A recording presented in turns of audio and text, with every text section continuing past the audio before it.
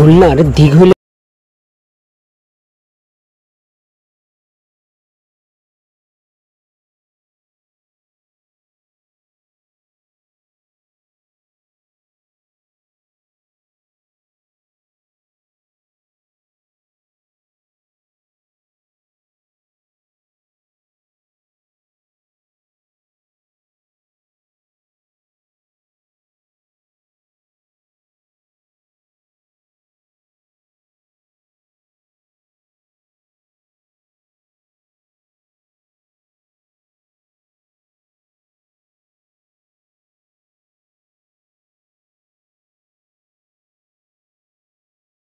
জানতে চাইলে তারা বলেন হাজিগ্রাম থেকে এখানে প্রত্যেক হাটে আসে।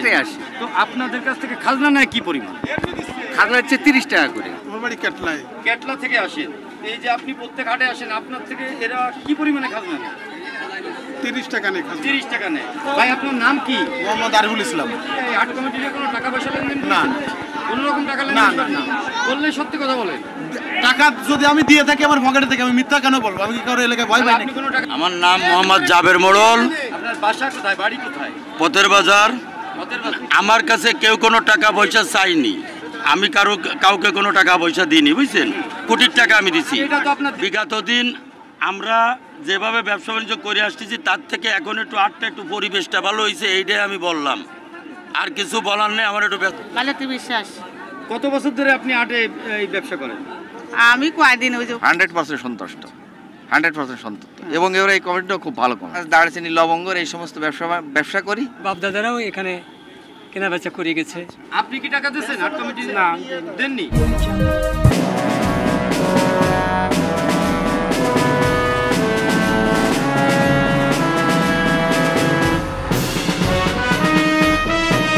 উপজেলাধীন ঐতিহ্যবাহী কোলা বাজার হাটে এখানে উপস্থিত হয়েছি এবং কিছুক্ষণ আগে আমরা বিভিন্ন দোকানে ঘুরেছি এবং বিভিন্ন ক্রেতা বিক্রেতার সাথে কথা বলেছি। আসলে আমরা শুনেছিলাম এমন একটা গুজব বা এমন হচ্ছে এই হাট থেকে যারা দোকানদার ভাইরা এদের কাছ থেকে মোটা অঙ্কের টাকা নেওয়া হয়েছিল, এমন একটা কথা শুনে আমরা এখানে উপস্থিত হয়েছি। আসলে আমরা এখানে আসার পর আমরা তদন্ত করে জানতে পারলাম কখনো কোনো দোকানদারের কাছ থেকে কোনো টাকা নেওয়া হয় নাই। একমাত্র এই হাটের ছাউনির জন্য যে খুঁটিগুলা, অর্থাৎ 7 ফিট 9 ফিট যে খুঁটিগুলা, এই খুঁটি বাবদে 300 অথবা 250 করে টাকা নেওয়া হয়েছিল। এই জন্য এর বিস্তারিত আর কিছু আমরা খুঁজে পাই নাই। আর আসলে বালি ভরাট করে এই হাটের পরিপূর্ণ পরিবেশ সৃষ্টি করেছে এই হাট কমিটি। সর্বশেষ উক্ত হাট কমিটির সম্মানিত উপদেষ্টা মণ্ডলী গাজীরহাট ইউনিয়নের চেয়ারম্যান মফিজুল ইসলাম ঠান্ডু বলেন, এই হাটটা গাজীরহাট ইউনিয়নের হাট বাজার সব আমার নেতৃত্বে, যেহেতু আমি চেয়ারম্যান, অবশ্যই আমার নেতৃত্বে হাট বাজার। আজকে কুলারহাটে যারা বিগত দিনে খাইছে তারা এখন খাতি পারতেছে না, বিদায় তা আগে গায়ে উঠিছে জ্বালা, তারা এইগুলো বিভিন্ন জায়গাতে এইগুলো করে বেড়াচ্ছে। এই হচ্ছে বক্তব্য, এটা হচ্ছে সত্যি। কারণ এর ভিতর আমি ইনভলভ, আমি জানি যে এ দুর্নীতির কোনো কারণ। আমি বুলোকে বলেছি যে কোনো জায়গায় যেন কিছু না হয়, হাট আসবে মানুষ দেখবে যে একটা হাটে আমরা আইছি, কোনো কাদা বাড়াতে হচ্ছে না, কিছু বাড়াতে হচ্ছে না, বালি দিয়ে ভরট করে দাও, একদম পুরো ভরট করে দিচ্ছে। এখন হাট বসতেছে, বৃষ্টি বর্ষা যাই হোক না কেন কোনো তাই ত্রুটি হবে না ইনশাল্লাহ।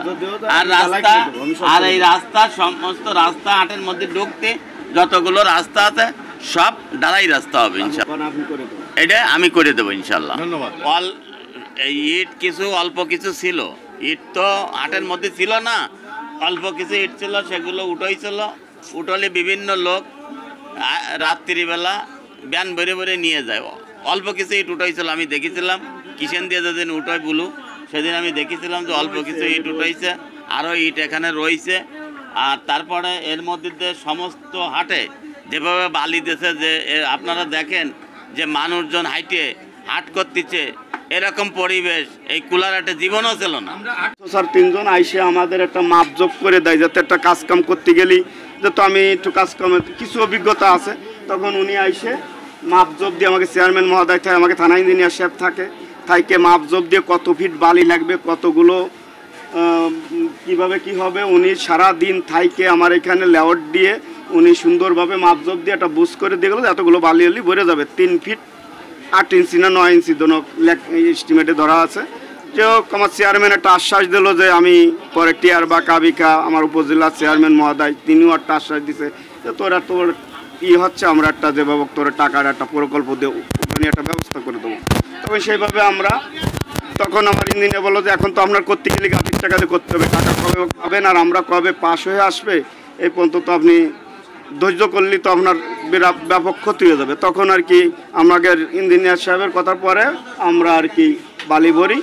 তখন কিছু ইট রাস্তায় ছিল আজ থেকে 20 বছর 25 বছর আগের করা, উঠো মানে যদি এমনি অটোতে 2 ফুট 2.5 ফুট তলে চলে গেছে আর বালি 3 ফুট দিলে এ জীবনে উঠবে না।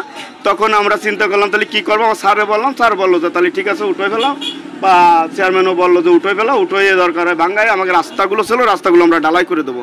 অলরেডি আমরা উঠোয়ে আমরা ইনশাল্লাহ ভাঙ্গাইছি, ভাঙ্গাইয়ে কুয়ারায় এই সিমেন্ট বালু সবই গুছাই রাখছি। আমাকে এই বাজারটা ঠিক হয়ে গেলে আমরা পুনরায় রাস্তাগুলো ঢালাই দিয়ে দেবো। করছে আসলে এই ইট নিয়ে যত যে গুজব এবং ধরনের মিথ্যা কথা আমরা শুনেছি, তো দেখতে পাচ্ছেন যে এই হাটের ভিতরে যত ইট ছিল সেই ইট দিয়ে খোয়া বাঙানো হয়েছে এবং কিছু ইট এখানে উপস্থিত রয়েছে। আসলে এই হাট কমিটি চায় যে এই ইট দ্বারা খোয়া তৈরি করে রাস্তা হাটের ভিতর দিয়ে ছোট ছোট রাস্তা তৈরি হবে। সংবাদ মোহাম্মদ রুবেল ইসলাম জিয়াল, খুলনা নিউজ। আল্লাহ হাফিজ।